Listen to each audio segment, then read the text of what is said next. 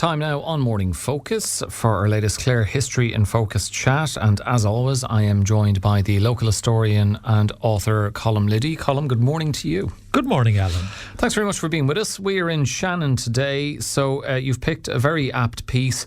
You're going to talk about the very first people to get jobs in Shannon. They probably didn't benefit from the jobs fair that we're at today. True, very true. Let's just go over the prehistory for a second. I mean, Shannon is quite a new entity as a parish. I think it only exists since 1967. For the previous 2 centuries, it was part of Newmarket and Fergus. You could even say it was an unfashionable little corner of Newmarket Parish. And then sorry to our Shannon listeners.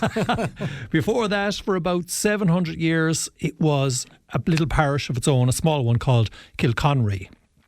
And then go back even further, and the area is called Traderee. It's like that's what it was called when the Vikings were here. And I'd say it pretty much stretches by that name all the way back into the Iron Age and the Celts. So as for jobs that would have existed in this area, well, really, there was only 2, of course, for most of history. Agriculture and farming, and a certain amount of fishing. Because it's right beside an estuary, and the tide goes in and out, that actually really lends itself to trapping fish. So in the ancient times, fish and agriculture, those are the only jobs we have around here. Okay, so for a long time, fishing and agriculture. When does that begin to change? When does a new era begin for Shannon, and Shannon begin to look a bit more like Shannon? So around 1935, the whole concept of obviously flight had been invented, airplanes about 2 decades earlier. But now they're beginning to be bold enough to attempt to cross the Atlantic. They know it can be done. But they like the idea all the same of taking the shortest distance. So Ireland, on the very edge of Western Europe, is an obvious spot to get across. So the British are involved too, and they send a delegation to Ireland to meet the Irish and to figure out a good place for an airport that will connect us to America. And at this time, the thinking is very much that a boat or an airplane has to be able to land on water also. There's seaplanes, because they often hop across. They go to Greenland and then to Newfoundland and so on, rather than taking on the full 3,000 miles in one go. So your airport has to have water and has to have land, has to have both. And there's a short list of places in Ireland. They seriously consider Lough Ree actually as their number 1 choice. And all around Ireland, Galway Bay, Cork, Tralee Bay, Lough Corrib, they all got a shot, as being the place. Eventually they decided the best water was in Foynes, but in Foynes on the Limerick coast, the land is not suitable, not flat enough. Until finally they were jaded out, this delegation who were going around Ireland, and they sent their 2 most junior men, the junior Irish guy, Richard O'Sullivan, and a Brit called George Hancock. And so they were sent to look at what would become Shannon. So they go in their car till where the roads stop, and then they have to clamber out and go through these tiny little fields which are completely surrounded by brambles. And they get through it all, and eventually they come into a clearing where there's this vast open space, as they see it, of pretty flat land, and it's right beside the estuary, of course. And in this place, it's November 1935. The entire thing is slightly flooded, so there's a vast amount of geese just taking their pasture on this thing, and they make a false move, and the geese just take off, like literally 1,000 of them overhead, with a massive cacophony of alarm. And when they're gone, the 2 men look at each other and go, "Yeah, this is the spot." What a brilliant moment that is, and it really paint an image there. So when they decide that they have finally found their location, how do things progress from there? Right, well, action really begins, so I think it's October 1936. At that stage, there's a foreman is employed. His name is Paddy Kelly, and he's from Donegal. So he comes on the train to Ballycar railway station, which is just outside Newmarket, the closest point.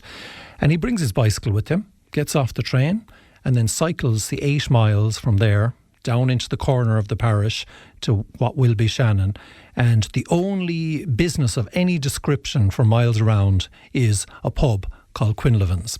and he goes in there. That pub, incidentally, still exists. It's known as the Honk, and it's still there, just off the runway. But goes in there and he meets a local lad, a young fella in his 20s, who is currently unemployed, but he likes the cut of his jib. And the guy's name is Paddy Duggan, or goes by the nickname Pawnee Doogie. I just stuck with Paddy Duggan myself, Pepper. So Paddy Doogie becomes the first employee of Shannon, and Paddy Kelly is the first boss. So over the next week or two, they collect up 15 men. And there's some remarkable photos of this era where literally with a horse and cart for the most part and just the most primitive instruments, they're beginning to build an international airport. And I say there's photos of it. And eventually they do get the help of a primitive type of JCB, an excavator. But there they are anyway in this, what you might all say, it's like a Samuel Beckett play. The whole landscape is so bleak. And there they are.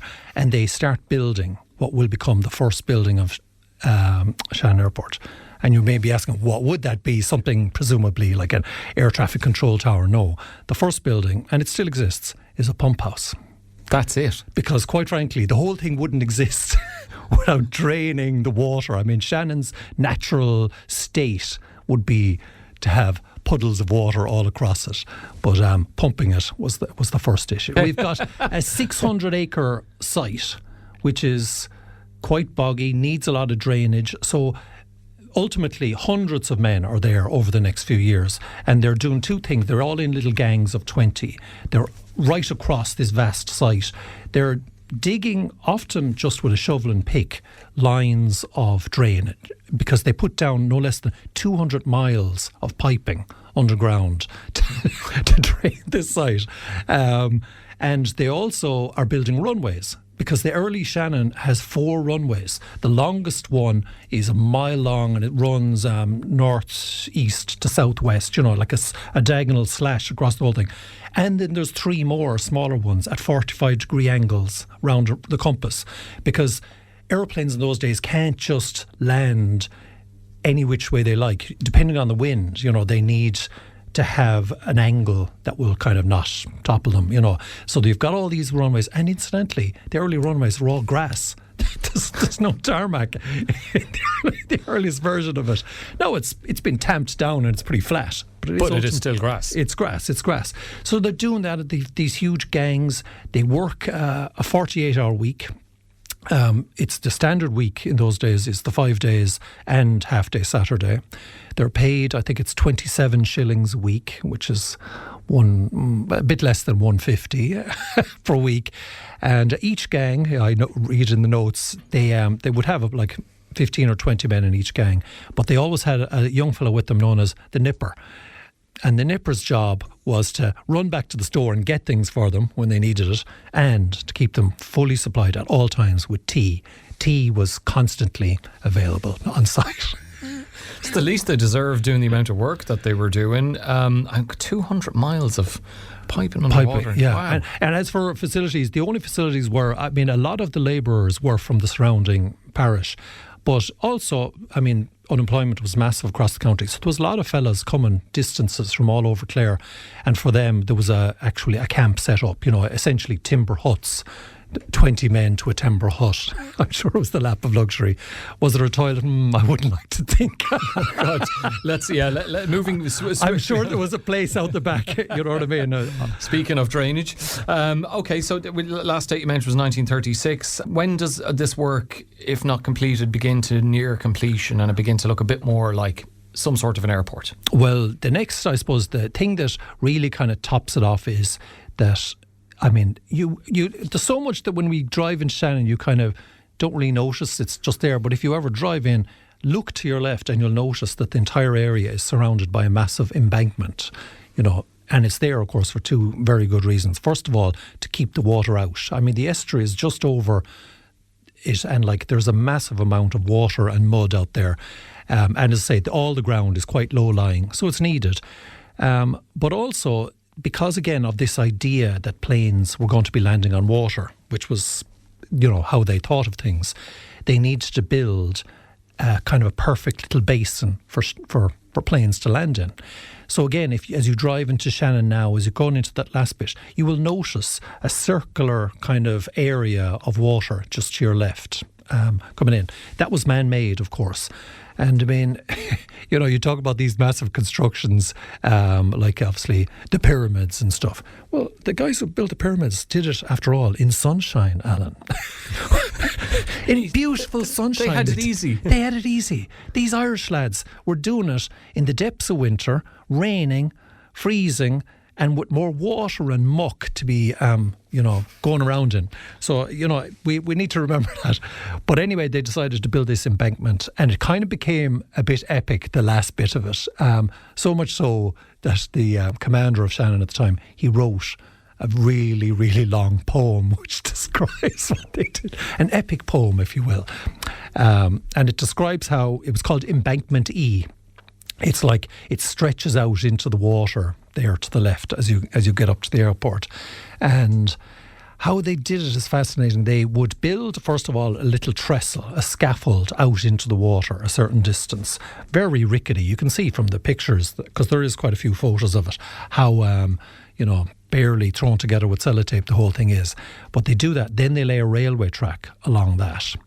And then they bring out, bizarrely, the first layer is hazel trees. They get hazel trees which have been cut from all over the parish and throw them down. And then on top of that, a lot of earth, stone, build it up. But all of this is happening like with a tide coming in and out and with mud everywhere. I mean, only the other day I went out over the embankment to check out the scene. There is an astonishing, when the tide is out, there is just like vast acreage of farms almost out there of mud. But anyway, they're up to their thighs in mud and water, freezing cold, and they're building this thing out along. And eventually they come to a point where there's only 30 yards to go, and they've been coming at it from both directions. And it's just going to take this all-nighter for 3 nights, for 3 days and nights, because you see, everything you do, the minute the tide comes in, it attempts to wash it away. So that there's this final thing where they're trying to close the gap. And it's all described in your man's poem, how epic it all was, or at least in their minds. And eventually they did. They basically had to stay awake for 3 days and 3 nights, building it, and then it would get washed away during the night. But they'd keep going, until finally the tide came in and it just licked at the top of it, but couldn't get over this dam that they had created. Success.